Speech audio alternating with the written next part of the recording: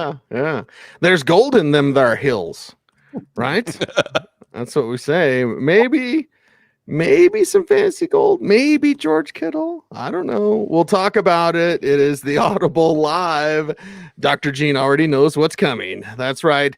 Cecil Lammey, Sigmund Bloom, Matt Waldman, Dr. Jene Bramel here to talk about one, a game, and then, of course, two, the injuries around the National Football League. It's week 2 of the fantasy playoffs. You want to win, you want to proceed, you want that glory. But Bloom, before we get into the injuries, what's our game up? We actually have a game. What's going on? We do, and it's been quite an interesting game. I suppose the headline here is that Derek Carr went out with an injury, a groin injury. But since then, Marcus Mariota, who last we saw him was draining the life out of the Titans offense, looks like he wants to force a quarterback controversy. And we got to remember here, Derek Carr has no guaranteed money next year. He's about $9.5 million more than Mariota, who's a $10 million price tag for him. So we're already thinking about it. And what you see is that Titans former players that played with Mariota are excited for him. Like really, really excited for him. So that's something interesting to watch. It looked bad. Like we had Darren Waller, Josh Jacobs, but Jacobs scored. Waller scored. Waller's got another long reception. The offense has actually come alive. It looks pretty good. The Raiders defense is bad. Justin Herbert is really good. Justin Herbert is spreading the ball around. A little late to talk to Dr. Gene about Keenan Allen and Mike Williams, but I think we can see what the right decision was there. There's still time. Hunter Henry's coming through. He's got a touchdown. Tyron Johnson, if he stared down Allen and Williams being active and said, I don't care. Don't ever tell me the odds. I want Johnson in there. Austin Eckler getting bottled up. I don't like the way they're using him. Back and forth, 17-17. This game was going by really fast. It felt like it was going to be, fantasy football trap, but now starting to loosen it up. Okay, Admiral Akbar, it's a trap. Okay, Dr. Gene, let's get started on the injuries. You already shook your head over George Kittle, but I'm going to ask you anyway, because he's pushing, he's trying, and it just seems like next week will be the week, not this week. How do you feel about Kittle pushing to be back? There's other players that we'll get to that are pushing to come back, but let's start with George Kittle, because a lot of fantasy gyms are just like, please, God, if you listen and help. Sure. Yeah, I don't think it was too much different this week in previous weeks. Week 16 was the most optimistic return timetable, and fantasy folks really wanting to see him get some sort of playing time in that week and, maybe find a way to squeeze out a red zone opportunity or two. But it's not going to play this week. Kyle Shanahan has said that they're really going to put him in harm's way, even if he wants to, if there's not a good reason to do so. If they win this week, I suppose there's a chance that they could that put him in a must-win game and, maybe he gets 20, 30 snaps. I just don't think he's going to be ready for too much more than that. And I don't see the Niners forcing him into a situation in which they don't think he can be productive. All right, Gene, Keenan Allen. I mean, again, there's still time left, but he's playing not exactly, I think, his full complement of snaps. He doesn't look like himself. The funny thing is, Field Yates tweeted out that Keenan Allen looked at him and said, "Don't sit me," or somebody looked at somebody. Well, if you did, at least right now, it feels like the right answer. Telling this little yarn, Gene, who coming up this weekend who might play but is on the injury report might be like Keenan Allen, where yes, they're active, but you'll regret playing them. Well, I don't know. Let's see. What do we got here? I generally think it's shaping up to be a relatively straightforward week. I mean, I just looking down the list of names, I don't. Daniel Jones is somebody that might play, but you wouldn't expect to be healthy. The fact that the Giants had to cancel practice today is a concern. Thursday's been the day in these last couple of weeks where they really wanted to evaluate him and see how he was able to go. 2 weeks ago, not good enough. Last week, just good enough. This week, they weren't sure. So there's definitely probably some concern there. I'd have some worry about James Conner. Never really know what Pittsburgh's going to do with their injured players, and their veterans in recent years have been able to play. But you really like the tone of what Mike Tomlin said about him. Those are the two that immediately come to mind. I don't think we're going to see Julio Jones this week. There's a couple other players we'll probably talk about as we go, but I think Daniel Jones is probably, I don't know if he's really a fantasy relevant human this weekend anyway. Don't play him. But I mean, he would be the one where you just, yes, maybe they put him on the field, but you just can't see him being productive. Gene, tell me about Michael Thomas's injury. It seems like he didn't practice the past 2 days. Is that more of a concern or just maintenance? Yeah, that's the one I was going to talk about, but I figured we wouldn't bury him in those other situations there. I don't like the way the tone changed from some of the better beat writers on Thursday. So on Wednesday, it was, well, he misses practice sometimes. Not that big a deal. He actually looked a little bit better the week prior. And then to not practice again on Thursday, the tone of the beat writers like, hold on a second. This is a definite change from what we've seen before. It has it kind of harkens back to what we saw with Julio Jones last week, where he just played 95% of the snaps. He looked good. Why is he not practicing Wednesday and Thursday, and all of a sudden he was DNP and didn't play?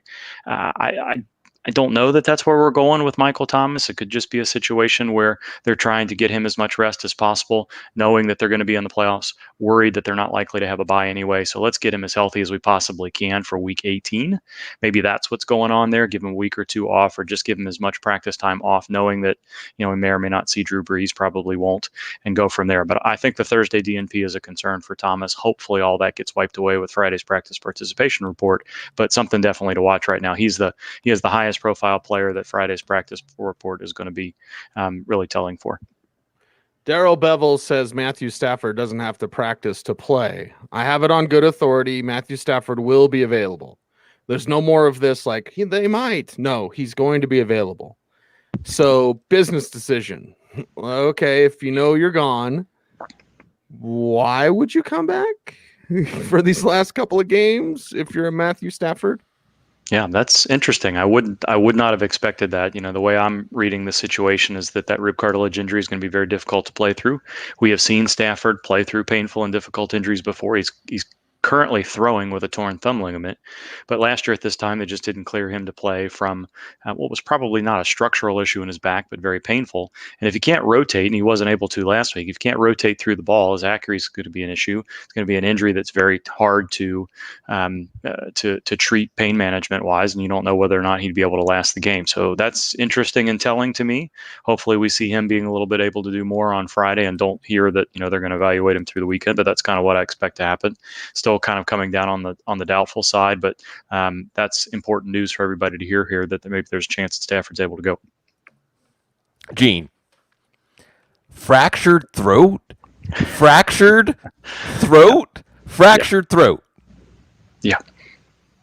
Yeah, that's an interesting one for sure. I can't remember the last time that there was a fractured larynx in football that someone, it's not something you necessarily would diagnose on the sideline or think to diagnose. But the fact that it was diagnosed afterwards, and there's any chance at all that they might clear him to play, the fact that he, as a center, he can't talk right now is an interesting situation. Gene, let's go back in time a little bit. Keenan Allen, should we play? I was going to do that next. Yep. See, there we go. I don't have the game on. Did something nice happen for Keenan Allen just there? No, not at all. I'm trying to read between the lines here that maybe we were. No. Yeah, I think that I felt pretty good about the back-to-back practices for both Keenan Allen and Mike Williams as far as trending towards playing. But short week like this, a situation where both players really weren't able to finish the game in an important situation last week, you knew that they weren't fully healthy. Keenan Allen isn't somebody that necessarily has to stretch the field to be productive. So maybe we see some targets as the game progresses for him a little bit here. But yeah, it's obviously in hindsight that was he 1 or 2 targets right now? I can't remember what it was before we came on air here. For 17 yards. Yeah, I wasn't sure if there was more targets in that, but cross your fingers for the second half. Okay, Dr. Jene Bramel joining us, and Bell Cowback says, is Melvin Gordon going to play, Cecil? Well, I'm going to ask a good doctor about that, because today is the Broncos Friday, because they play Saturday and not on Sunday. And if you're confused, well, welcome to December football in the NFL, where there's games every other night. So it's a Saturday game. This is their Friday, and he's questionable. Now, Philip Lindsay, who hasn't looked right in a while, has got a hip injury. He's questionable as well. So, and this is for our man, where's Jason at in the chat room? There you go. He's lamenting his Derek Carr play tonight, but he wants a Shrine game rip. So here you go. Would they possibly activate someone from the Shrine game like Levante Bellamy, or just go with Royce Freeman? But it's back to the Melvin Gordon thing. Melvin Gordon, it's questionable with the shoulder. That never makes me comfortable on what is essentially the Broncos Friday. Yeah, I'd love it when you do this to me. I just feel like I'm getting tested every week. Like, am I going to pass the test? I think so far I've done pretty well. I am compelled by what Vic Fangio said Wednesday after practice, where it seemed like this was more maintenance and kind of bumps and bruises than significant injury. You are correct that any shoulder injury for a running back runs the risk of being aggravated and limited snaps, early dismissal, all those sorts of things that go along with that. I don't think the Broncos were nearly as reassuring today after practice as they were Wednesday. But when the coaches say, and players aren't going to do much in practice, that last practice before the week anyway. So when the coaches are saying we expect them to be available with the midweek practices, it's unlikely with something that's not a soft tissue injury like a hamstring, calf, quad, what have you, that I expect both of these guys to play. I am with you though. I think probably Gordon is more likely to get through this game without difficulty than Lindsey. But as far as what I've been able to see, it looks like they're both likely to be active. Gene, one of the most difficult riddles for this week is Raheem Mostert, because it's Dallas. Like, Raheem Mostert just needs one shot at that defense to have an 80-yard touchdown. But we know he had an MRI. We know he missed practice. We know that the team is optimistic he's going to play. What else do we know? Yeah, that's the thing. This is a puzzle this week because, on one hand, he was said to be very sore last week. They decided to reevaluate him with some imaging studies, which apparently looked a little bit better than what they expected. But everything else was sort of, as we've seen with him in the past, Shanahan said, well, we expect to get him back next week. You see him ramp up in practice, and then you see him go. So I'm not sure which is the more compelling side of the story yet. Is it the fact that he didn't recover as much as expected from a high ankle sprain last week, and they had to reevaluate him? Maybe the fact that was reassuring told them that, well, yeah, you're just a little bit sore coming back, but there isn't anything structural to be aware of. Let's get you going in practice and see how you feel. That feels how it's going this week, but I am in no means ready to say that he's on the probable side of questionable. I think they want to see what happens on Thursday's practice, how he responds into Friday from the individual drills. And if we see him doing something in practice again on Friday, maybe there's a chance that he's going to go and they'll see how the first couple of series progress and he turns into a 15-plus touch back. But right now, I think we have to see some consecutive practices, some continual improvement, obviously trending forward, to feel better after hearing what we heard last week, which was that they were at least concerned enough about a setback to send them for some imaging. Titans probably need A.J. Brown to get into the playoffs. Is that going to work out for them this weekend? I think so. What happened just looked like a relatively, I'm saying this, and there isn't any such thing as a routine aggravation of a low ankle sprain, but that's kind of where you are. He came back and played effectively last week. Thursday the second practice of the week seems to be the time when Brown takes a practice off, whether it was knee related earlier this year or now ankle related. So it fits the pattern we've seen with him before and play productively. Whether or not they need Brown much this week with the matchup they have is a separate story. So I don't think the injury is going to be a primary issue. He looked like he returned well enough last week after the tweak that he had that I would expect him to be available and productive. Mere flesh wound. This is but a for flesh him, wound. for sure. Mm-hmm. All right, Dr. Jene Bramel here, footballguys.com. Check out his Second Opinion blog there. Follow him on Twitter at Jene Bramel. Pushing to play is also Drew Brees. Nope. Okay. How you feeling? That's a no? Yeah. That's No, straight I no. don't think so. Well, I think it's a no. I think there is room for him to find a way. What Sean Payton is saying is that he essentially, I think he even used the word asymptomatic, which has taken on a whole new connotation in the age of COVID here. But if the hurdle for Drew Brees to cross is no pain, full range of motion, I just don't see how within 4 to 5 weeks that 11 rib fractures on both sides of the body are so minimal right now, pain-wise, to be called asymptomatic. So I think they've been preparing all week where maybe there's a miracle of sorts with his recovery and he's able to go this week. But I think they want him healthy for the playoffs. There's no sense in risking something if he can't fully protect himself. Breeze even sort of admitted as much on Monday and Wednesday this week. So they designated him to return. They're allowing him to do some individual drills on the off chance that he continues to make progress. But based on what they're saying, I just don't see how he meets that hurdle. So obviously, if he's moved to the active roster, then here we go. But I think week 16 is where you're going to get there.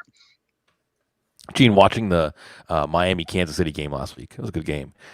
When Devontae Parker left, when Mike Gesicki left, I thought, okay, probably not going to see them against New England. Looks like there's a chance we're going to see them, but in Parker's case, I almost wanted to ask you, is he one of your injury-prone players? And with Gesicki, the nature of his injury, if they play, it's kind of like that Keenan Allen question, should we have pause? Yeah, but it seems like Devontae Parker has sort of figured it out this year as far as how to prepare himself to recover from relatively mild injury. Whereas in the last couple of years, whether it was hand or hamstring or other things that were going on with him, he had missed games, missed practices, not able to play. And he has been fighting this particular hamstring situation for weeks and weeks and weeks. And you see him limited in practice, not sure whether he's going to go. And then he plays and he's pretty productive. There's not really been a lot of information from the Miami media this week to get a good sense of whether or not we need to be more concerned or less concerned. There's not a lot of talk about it at all. But the fact that they cleared him to practice on Wednesday and then did a little bit more on Thursday seems pretty good to him. I was frankly shocked that Gesicki was back on the field today. A dislocated shoulder, that's something that usually takes a couple of weeks to recover well enough that even if they're going to let him go out there and play in a harness, he just won't have the range of motion to participate as a pass catcher and blocker. So I'll be really surprised if we get anything more favorable than doubtful for Gesicki. I just think it's going to be another week before he goes. I think that Parker is more likely to play than Jakeem Grant at this point, but Friday's going to be important for all three of those guys just to see what Miami thinks of him. Gene, is Christian McCaffrey going to play this year, or can teams drop him if they really need a player? I don't think there's any way you can drop him, because if they feel like he's healthy enough to go, they've always, we saw this when he came back from, the ankle and then the shoulder, when they were planning to bring him back from the shoulder, he was going to get a pre-injury workload. So I just don't think that, you're much more likely to be kicking yourself if he is returned to practice early next week and then he fully practices and he looks like he's ready for, 20, 22 plus touches. Right, you just can't do it on your fantasy championship week. So I don't think it's looking great necessarily, but I think there's way, way more chance that you're going to get a pretty close to full strength Christian McCaffrey than you are for George Kittle and maybe even Drew Brees next week, depending on how things go. So I don't think there's any way you take him off your roster, especially because how many games he missed this year? This is going to be his 11th game that he's missed. 11, yeah. If you hold on to him this long, you're hoping for the best for next week if you're still available, and he is too. Yeah, if you're still going in your fantasy playoffs, then you definitely want to just hold on for another day and another round or two, making the rounds with Dr. Jene Bramel here. And did we talk about Zeke yet? Nobody's brought up Zeke, right? No. Is that right? Okay. Ezekiel Elliott. This is kind of, again, it's one of those things when you get to this point in the fantasy playoffs, it's like, how do you feel about Zeke? How do you feel about him with the calf? Second day of missing practice. He was off to the side doing resistance training. So he's out there, but he's not participating. People are already down on him anyway. Tony Pollard's an exciting reserve player. So how to best navigate this, Dr. Gene? Yeah, same as last week without the benefit of playing against Cincinnati's defense. So, bruise more than strain. Makes a lot of sense that they're not going to allow him to do much. It's a muscle that is not healthy. So to put him in a situation where he's got to do anything, even in individual drills, risks some sort of compensation injury in that same area. So I imagine he'll get a little bit of limited work in tomorrow, just start to condition himself a little bit, and then they're going to allow him to play this weekend. But as you mentioned, we've seen a little bit more of Tony Pollard over the course of the year anyway, whether it be fumble issues or otherwise with Elliott. And I think his usage for you comes down to whether or not you like the matchup enough to where if Tony Pollard sees 20% of the touches, that Elliott is still able to get 15 or more. And that's generally been the case. With Andy Dalton there, they're going to give Elliott the ball. He's just not going to have the upside that he would have had in previous years with that offense being led by Andy Dalton and all of the offensive line issues they've had. But I think he's going to play. Gene, the most important question of the week. Did Lamar Jackson really have cramps? Was it really cramps? Yes. Well, I mean, it could have been both, but I don't think there's any question that, to me anyway, that he was in there for an IV. Could there have been more going on? Certainly possible, but I don't think that waddle that you were seeing was him trying to hold poo back. I think it was just more, if you've ever had cramps before, you don't want to point your toes. So lifting your foot up like that and going back and forth, that is what it is. If you've been on the sideline in a football game or anywhere else before and you've seen people with cramps, you know what that looks like. I'm talking about leg cramps, not belly cramps. Oh, man, the bubble guts. Sorry. We just got Dr. Gene to say holding your poo. I just thought he had a Polish boy for talking about poo all day long. This is nothing new for me. Yeah. Nothing a parent likes to talk more than their toddler and their baby's poo. Right. Mm-hmm. Well, Gene, I mean, What about John Brown and his lower leg parts? Is he going to be available No. in week? No, the week Bills said 16 even. hopefully. So they brought him back to Okay. practice so that they can get him reconditioned, and that was a fairly violent mechanism for a high ankle sprain. Weren't sure that the Bills really haven't given much indication yet this year of when their players are going to play or not. So it really wasn't clear on Wednesday, but on Thursday they said he's not going to play this week. And assuming things go well, I think you probably will see him in week 16. But he's another player that a playoff team wants conditioned and at full strength. So there's no chance. At least I didn't think there was. And now I think that I can't remember, but I'm pretty sure it was Sean McDermott himself that said he's a no-go this week. Was there any chance that Bill Belichick was in the bathrooms, smuggled in there in the Cleveland Stadium with the tape of practice for the Browns for Lamar to look at? I don't even want to think about that. Okay. I know Bill Belichick is well prepared, but I don't know that he's that well prepared. Okay. That's right. That's right. Ladies and gentlemen, it is the Audible live here. Cecil Lammey, Sigmund Bloom, Matt Waldman, Dr. Jene Bramel. One more round for the good doctor, and then we'll let him out of here tonight. He's like, thank goodness, no more poo references. But how about poo on my fantasy totally season when I lost Antonio Gibson? I'm going to complain about Fesalochi until the calendar flips over. I lose Antonio Gibson.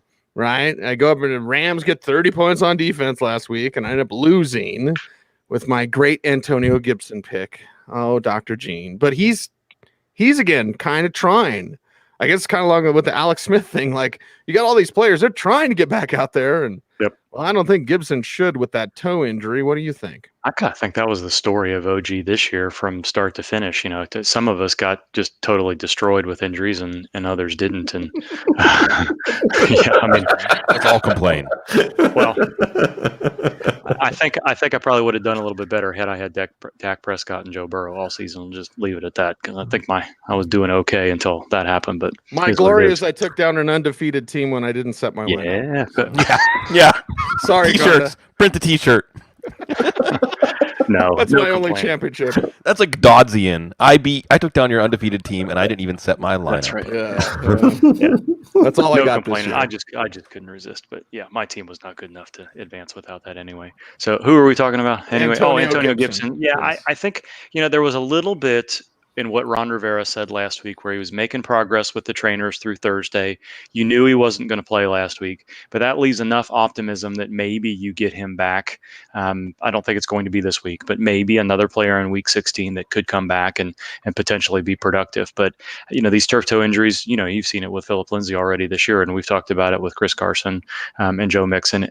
Injuries in that area from the back of the big toe to the midfoot are really difficult injuries for running backs, because you just can't push off both vertically explosively in a straight line and then laterally either. And so it's not something that you can easily fix with, a hard soled shoe or something, a little orthotic that you try to squeeze into those smaller shoes right now. So I don't see him playing, especially in this situation.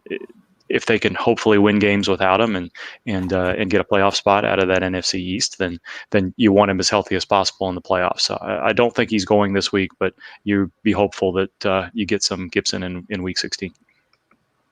Gene, I want to ask a specific question about Jamison Crowder. And so much I would say, again, is he on the Jene Bramel injury-prone list yet? And really, I want to almost throw it open to a larger question is, has there been anybody over the course of this year that you've started to move into that category, or at least be open to that possibility that at the beginning of the year you're like, nah, I'm not sure? Well, as the year goes on, yes, I think as we gather information, there are certain situations and certain players and certain injuries that at this point are injury prone. Had you asked me about, do I consider Julio Jones injury prone in week 4? Yeah.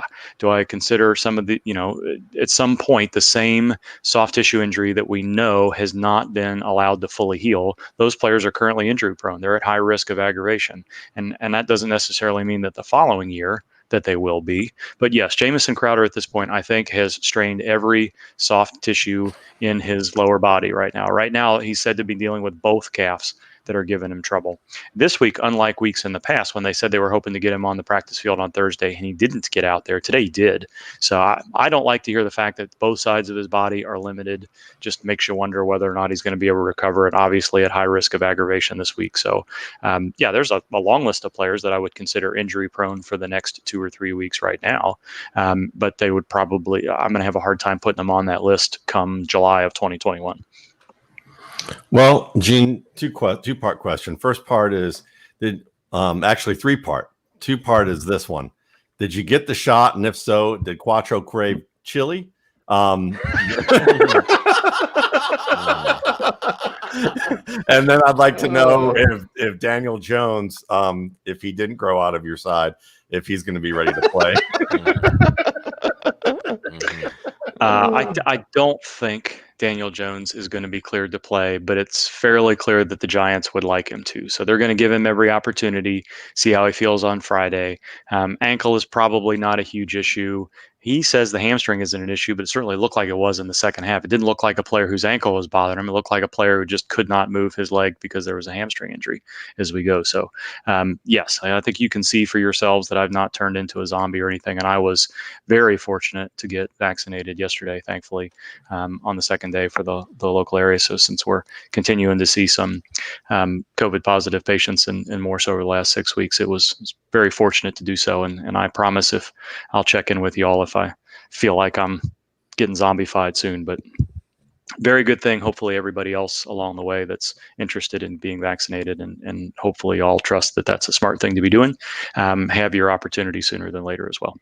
Wendell chiming in saying, yeah, is it a Football Guys virtual Christmas party? It is, because we won't have a show next week. And I think, do we do one after that, Bloom? Because 16. That'll be New Year's 17. Eve. That'll be New Year's. Yeah. So no. So this is our last show of the Last year. time we get to hang out. Wow. But with no with the idea of no travel for Senior Bowl. Well, I'll be there. I mean, they're going to have it. At least that's the plan right now. I've already applied for credentials, but I will miss the Atlanta road trip. I'll miss seeing Matt and of course Dr. Gene. And this is how dumb I am, Sigmund. I'm going to fly into Florida and rent a convertible Mustang and drive over. So yes, I will be there. It'll be a different year for sure. Obviously, I don't know about the combine. I was approved for Super Bowl credentials, but not for the game. And I was like, well, if I'm not going to go to the game and there's no really Radio Row, they're going to do some sort of Radio Row thing. So it's all kind of hit and miss. And by the time it gets to the Senior Bowl, they might not even have it.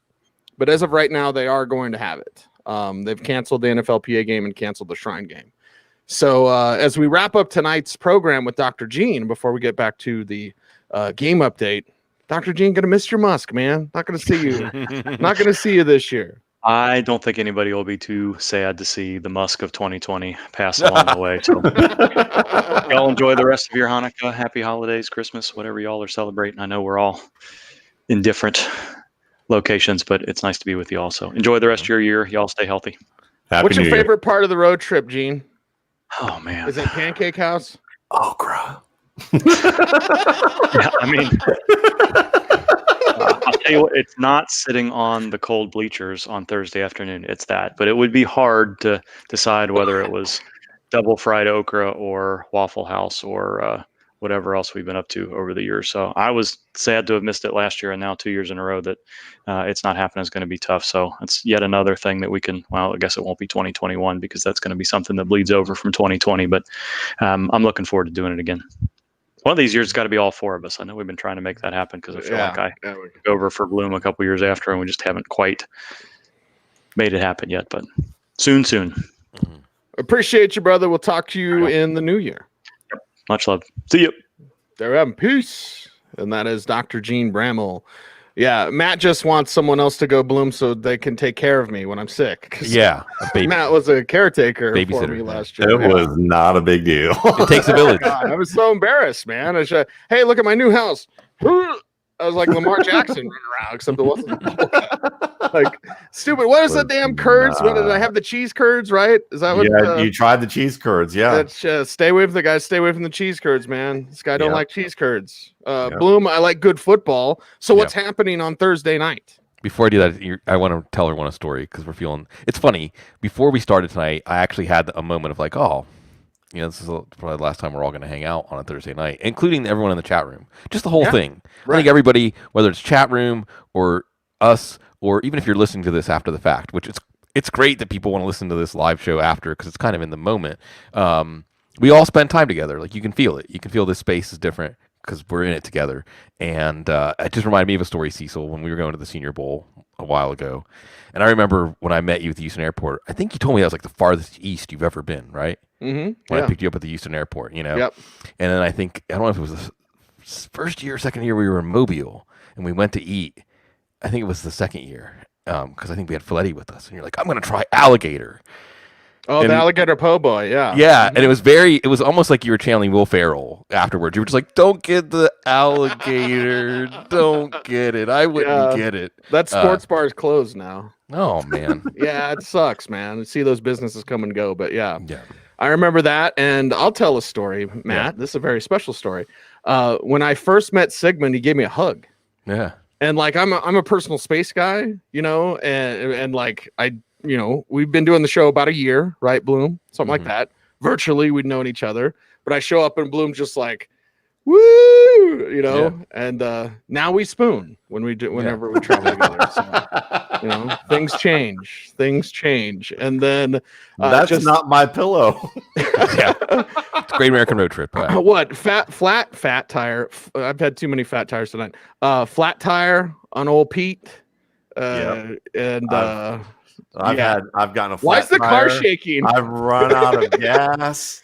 I ran out of gas in the middle of Alabama with Gene, and then had to leave Gene at the side of the road. Yeah. What did we get diverted off road for? We had to take a trip in Mississippi.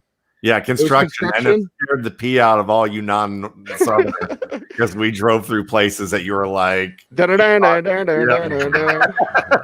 like, it's going to be just fine. Yeah. So it's awesome tradition.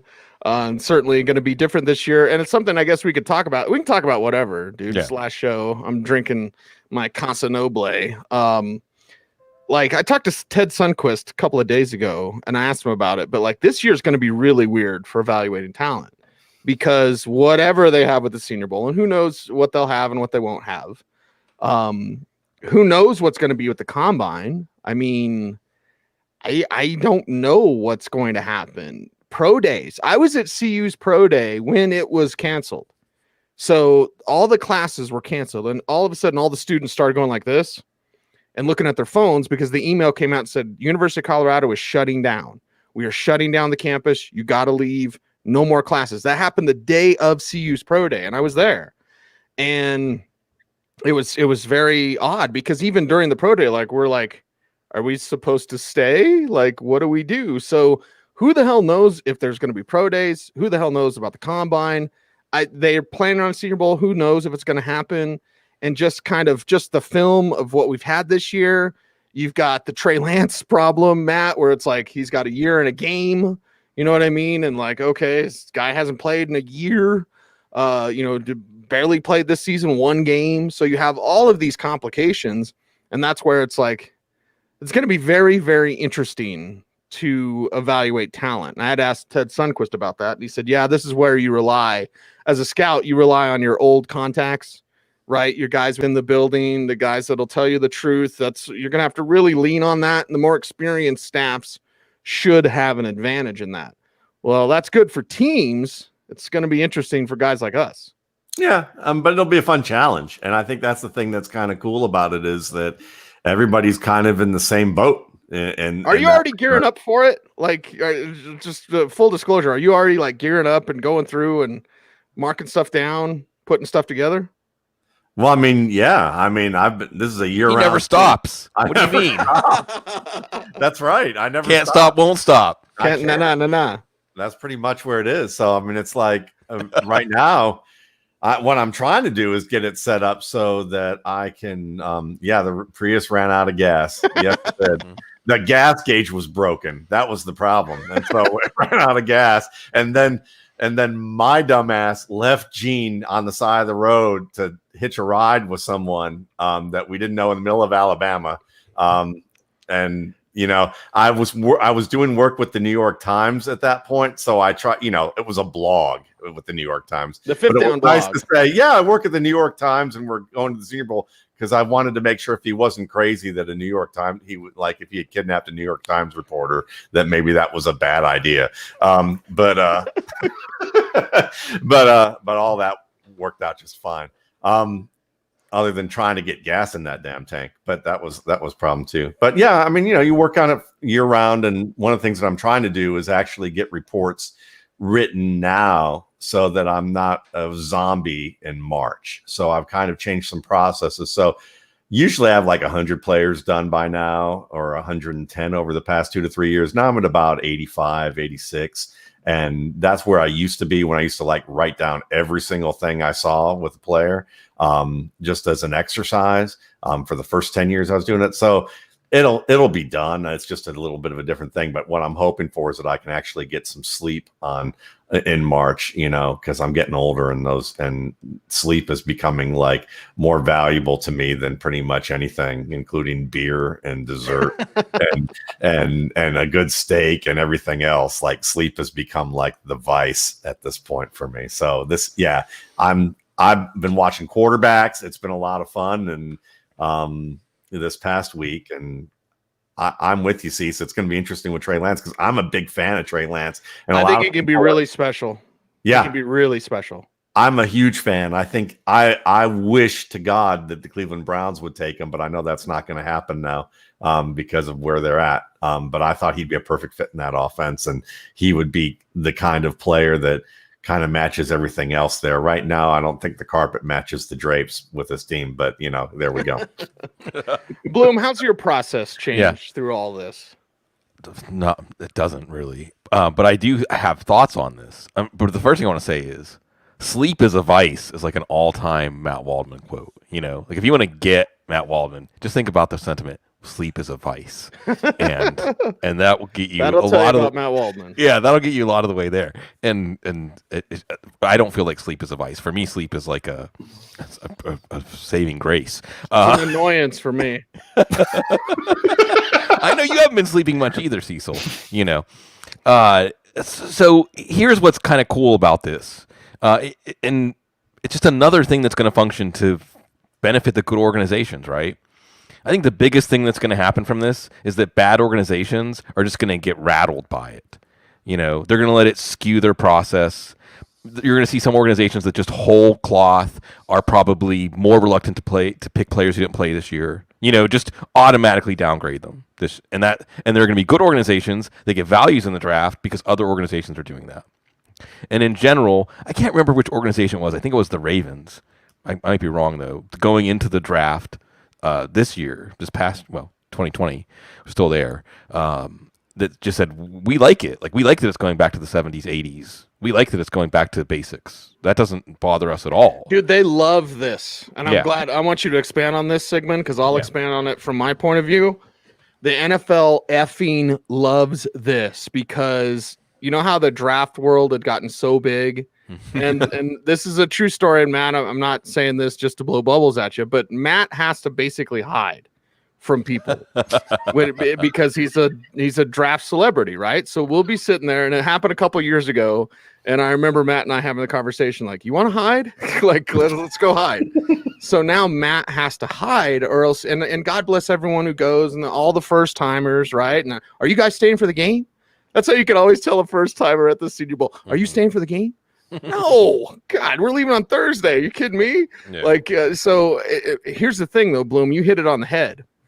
Teams hated guys like Roman Cornell. Hated they'd run into guys like me in the elevator, at the hotel at the Senior Bowl. From a media standpoint, teams love that they control the message now. There's nobody in their locker room. There's nobody whispering on the practice field. If you get any sort of whispers, you got to work to get any sort of whispers from a team now. So Bloom, I think you hit it on the head. Of course they love it's going back to the 70s. Yeah, well, the good organizations, the organizations that know themselves, the organizations that feel like they understand. So I think that's what we're going to look at this year. And I think you're going to see a lot of noise and static like we usually hear during draft season, but even more related to, again, teasing out the players that are going to be given demerits because the film isn't as fresh or as recent. And good organizations are going to know what to do with that. It's the NFL. And like you said, Cease, they like it to be closed. They'll probably like saving costs. There'll be organizations that like that. But the good organizations will still flourish. And I think for us, where the rubber meets the road in fantasy football, what's going to be interesting is that this does really have the possibilities of being the deepest draft class that we've ever evaluated, because so many players saw the writing on the wall and said, "Well, I'm going now." It's really interesting in general to see how this is going to affect the draft. The players, I think, incrementally are becoming more the masters of their destiny, or at the center of steering. That's why it's going to be still. I guess Trevor Lawrence is probably going to play whatever. But if he did invoke that, it's the past, but it can be something from the present, the future too. But I think a lot of players, everything was going on this summer, said, well, it's time for me to get into the full-on earning part of my career. But then on the other hand, coming behind that is like name and likeness, images, players being able to monetize that. And I want to say in Texas, it was under the radar, but already in the UT program, like they're already doing PR to like tell players, college players, like recruits, like we have a program to teach you how to make the most money off of you as part of like the pitch, Mm-hmm. We're going to help you start getting paid like right away. So that can change things. It's definitely a time of transition that I think has begun, and we're going to reckon with it for a few years, just like the league, to see what it really means. Yeah, how do we reckon with that, Matt? Because I always think of like, God bless Cody Landwehr. God bless him. And I don't want to get too deep in his recent troubles because it's pretty disturbing. But anyway, and it's not on him. It's on the people around him. But anyway, when he had his own brand, I was like, dude, like catch a pass. Like don't be on Peyton Manning's shut your mouth list, right? Like catch a pass before you get a brand and a shield and logo and all that. But this is something that we're going to have to now do. And I'm all for players owning their images, right? Like we talk about college football games or whatever. Like I'm all for that. But now we're going to have to kind of deal with players that might have extra things that other players didn't in the past. True. And it's going to be a lot like the music industry in the fact that you used to have basically a major labels that would sign people and get them all set up and all of that. The gatekeepers, and then you suddenly had YouTube stars who could suddenly command money. Like Justin Bieber, I guess, was like a YouTube star before he became a pop star signed by a major label. So and then you had a lot of people go independent who were very intelligent about how they went about it. So you're going to have a wide range of that, and that's going to make it very interesting to see how teams perceive that, because it's going to be another scouting issue. You're going to have some old-fashioned old NFL guys who are going to look at that, and they may see it as a negative when in fact it was a net positive for that player.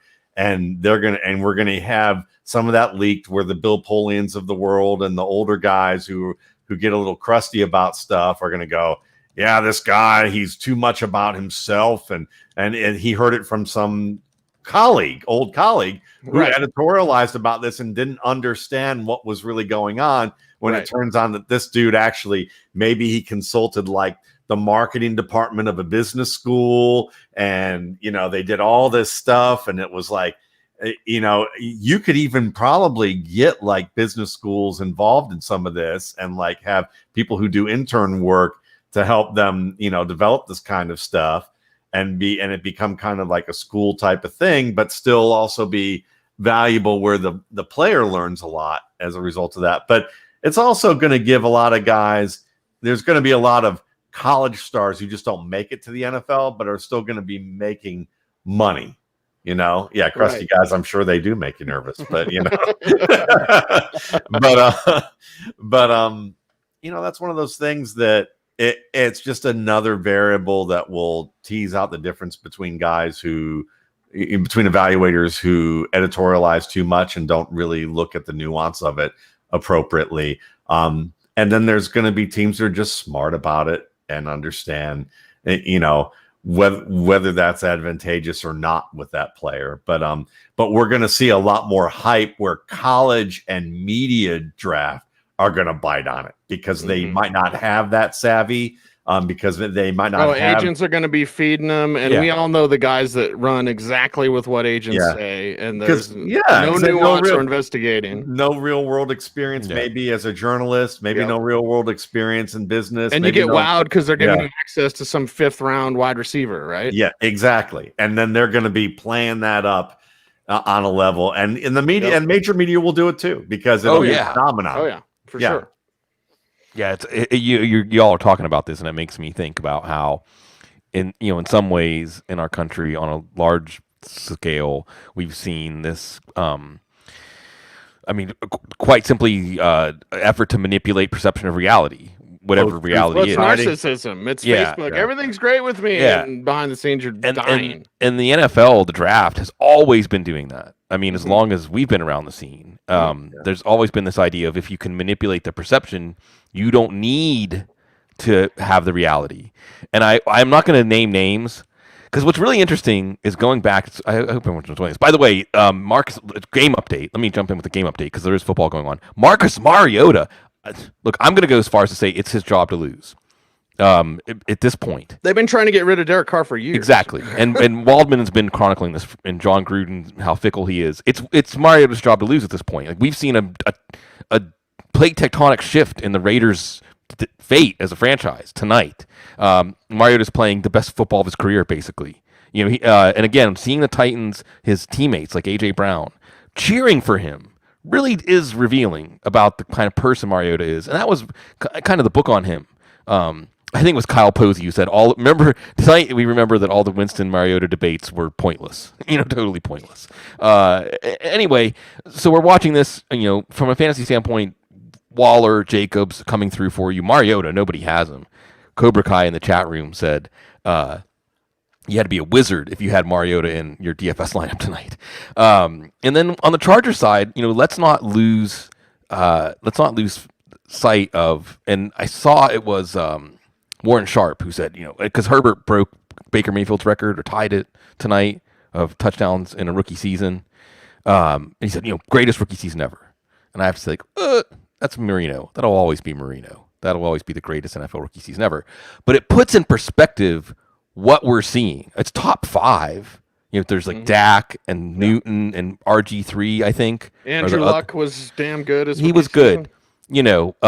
But it shows you what exactly we're witnessing in Justin Herbert and how we've gushed about it and we've certainly fawned over his play. But we're watching one of the 5 best seasons a rookie quarterback has ever played. Now, they didn't let Patrick Mahomes play as a rookie. But anyway. Well, I'll rant for a little bit because I was on air locally, and I'll name names. It was D-Mac and Tyler.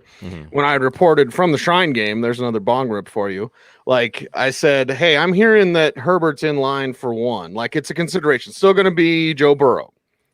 But Herbert is in line for that discussion, and we're seeing it now. It's like, of course. And Herbert's very robotic, but that's what's working for him. It's like you program him. You're supposed to do this. And he's just like, okay.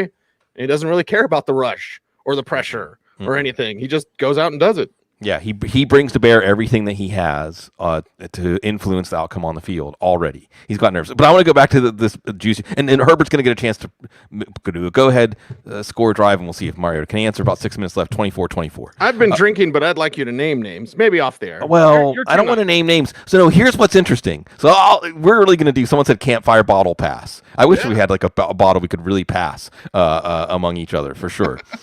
So what's really interesting is I still have somewhere in my stuff a big bunch of business cards bound by a rubber band of all the agents and different people that we met.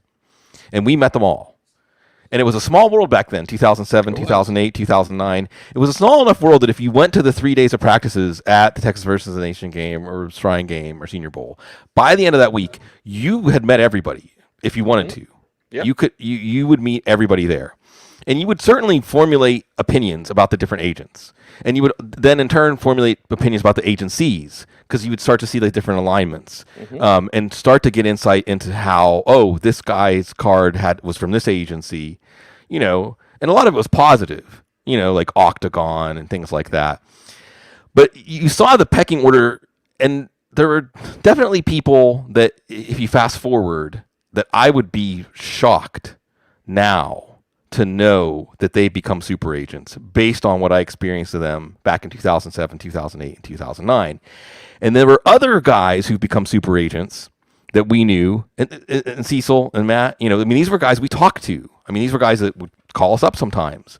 These were people that were like our equals or our peers at that time based on where they were at in the pecking order. If the agent world is kind of where we were at in the pecking order of our draftnik media world or whatever we were. And again, I don't want to name names because what I'm going to say is kind of, I mean, I don't want to say it's bad, but Cecil, I know you'll remember this. And Matt, you'll chuckle because you've, I'm sure, known about this all along. There are agents that had players, and you could watch a player and say, that guy's, he's got holes. But you could see by how they were marketing them to the teams that they knew the weaknesses of the teams. And you were like, this blank guy is going to get this piece of blank drafted in the second round. And he would get drafted in the second round. And you would watch him like, that dude's like a 6th or 7th rounder. But you knew they could get someone to take him in the second round. And these guys have become like super agents. I'm not going to name names because, in some ways, I think if you think of one player, you're going to know who I'm talking about. I know. And if you remember the agent, you're going to know. So, NFL has always been prone to the image management and perception creation and just being led down the road to exactly where you want them to go. So they've been well practiced at this for a long time. A long time. All about those relationships, right, Matt? All about it, I suppose. Yeah. Yeah. Matt's losing his mind over there. I just laugh. No, I mean, it's just kind of like it is interesting because you can see there's a media angle and there's like a scout angle to all of this. Like I have, as a former media person who didn't work in sports media, I have no interest in sports media. Like I'm interested, like I respect the people who do it. Like Cecil, you do it for a living. You have to do it in terms of like what you do, but you have a blend of both worlds, within that, and so it's fun to see that with you and how you approach it. But there are people who they want to blend that, but they have no earthly idea how. And they don't like the work.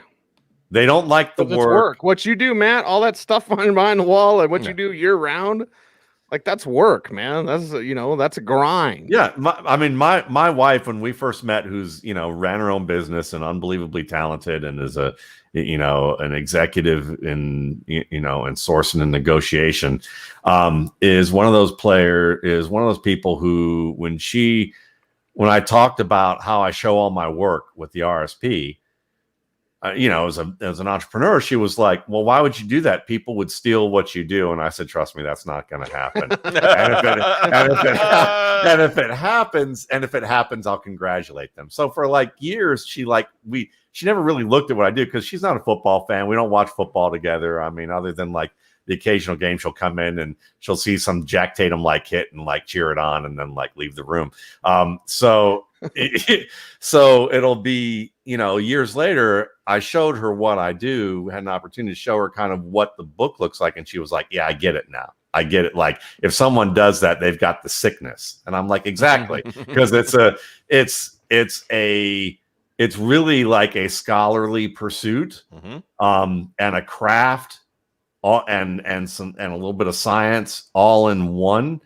And so you're constantly, and then have to make it a business too. So it's like, it's one of those things that, you're spending a lot of time and work at that. And I think a lot of people, they just think, I'll just do the Cliff Notes version of this and it'll work out. And that's what happens is you have you've got media who try to do that. And the football people know, that's what I'll tell you is that, as someone who wasn't a football person, after doing this for about 6 to 8 years, I started to have football people contact me. And that's when you started to realize, okay, football people know, like Chad Ryder is a football person. Chad knew, Russ Landy's a football person who was a scout. He knew. The scouts who met with Gene and me secretly away from locations at the Senior Bowl because they didn't want to be seen with us for fear of what that would look like. but wanted to hang out with us because of the work that they've bought at the RSP, things like that. And they knew Gene and liked his work as well. That was, you kind of get that sense. So there's these little blends of these tiers and different groups of people, all in one. And it can be like, you can be a fantasy guy and a football guy. You can be like a football guy and a media guy. You can be a media guy and an agent. You can be a draftnik and an agent. We've seen like all these odd like combinations like that. And people get to know you over time and see which one you are, what combination you are, and you kind of get a feel for, what they'll talk to you about and what they won't. Right. It's fantastic. Oh, what a blend. What a blend. Magnificent, ladies and gentlemen, tonight. What are you drinking, Bloom? Are you drinking anything? I should have poured myself a beer. We had a Hanukkah miracle here. Stein's Deli. I love Stein's Deli. I love Dan Stein. I love everything about Stein's Deli. Ray Evanoff, who I've gotten to know really well down here since I've moved down here, has got a connection to Stein's. He shows up in the chat room sometimes. Another Yinzer.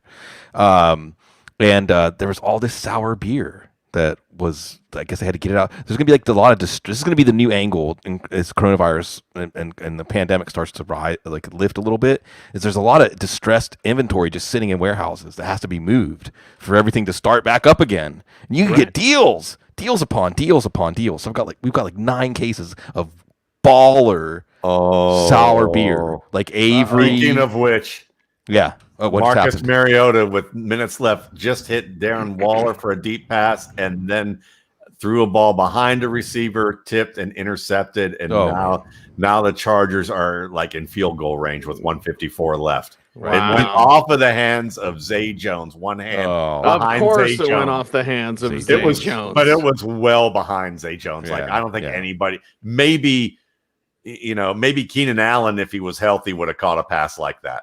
Or Hunter Renfrow. That would have been about the only 2 guys on the field that could have done that in that given situation.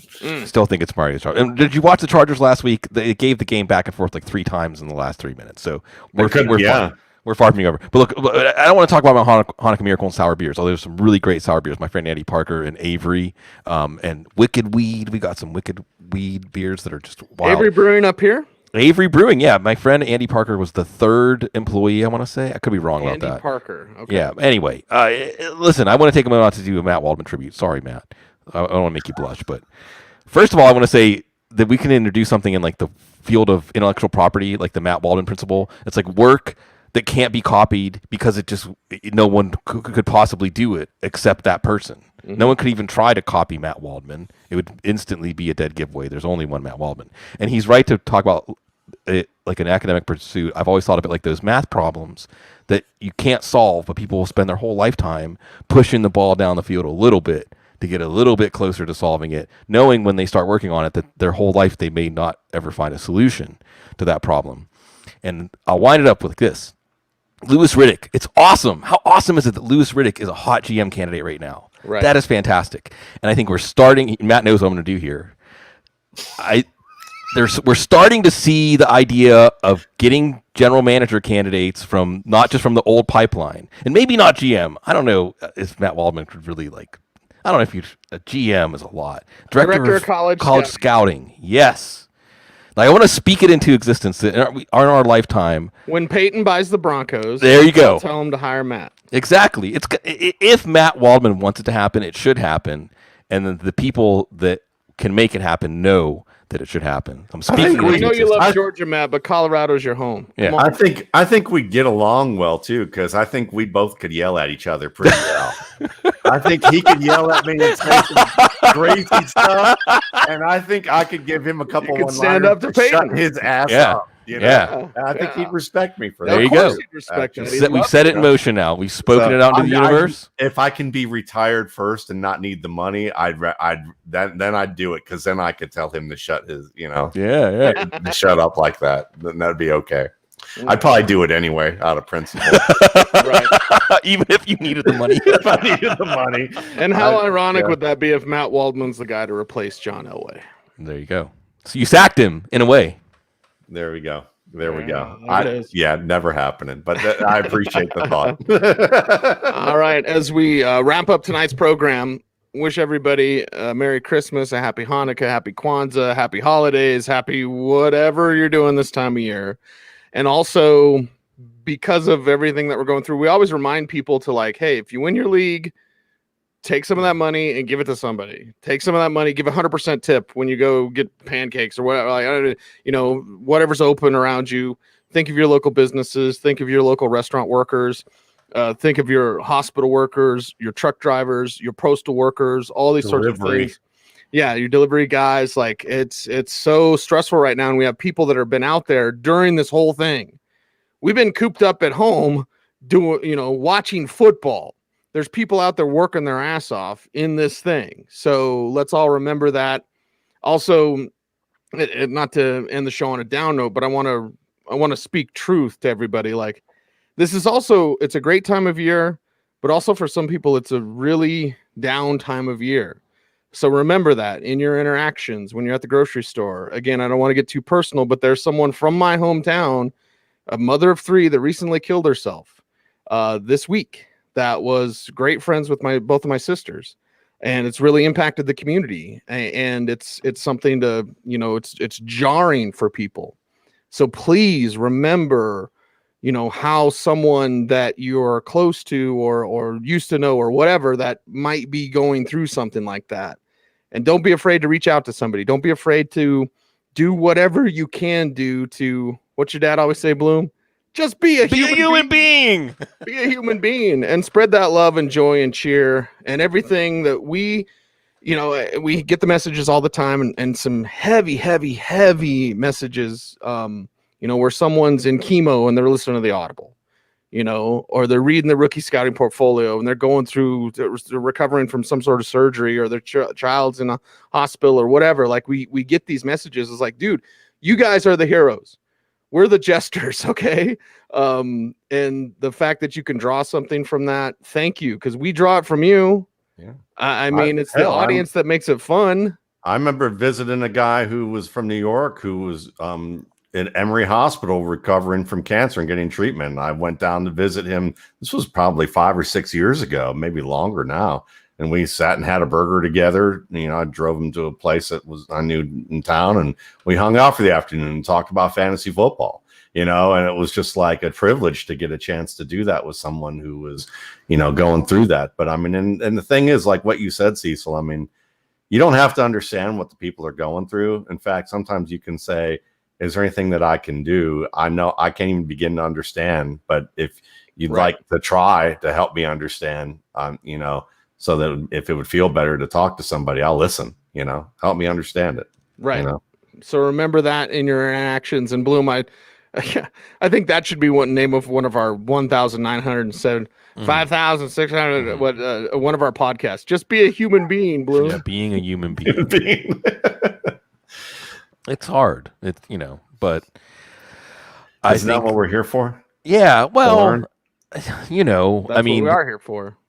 Again, I still contend that podcasts are popular because the sound of a human voice is comforting. It drives away loneliness. It's like hearing someone reading you a bedtime story.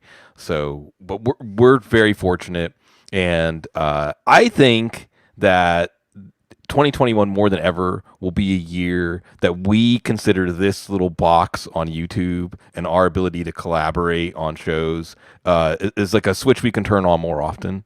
Because the energy flows, and I really appreciate people. I'll tell you one thing that hasn't changed at all in 2020 is the energy from our people.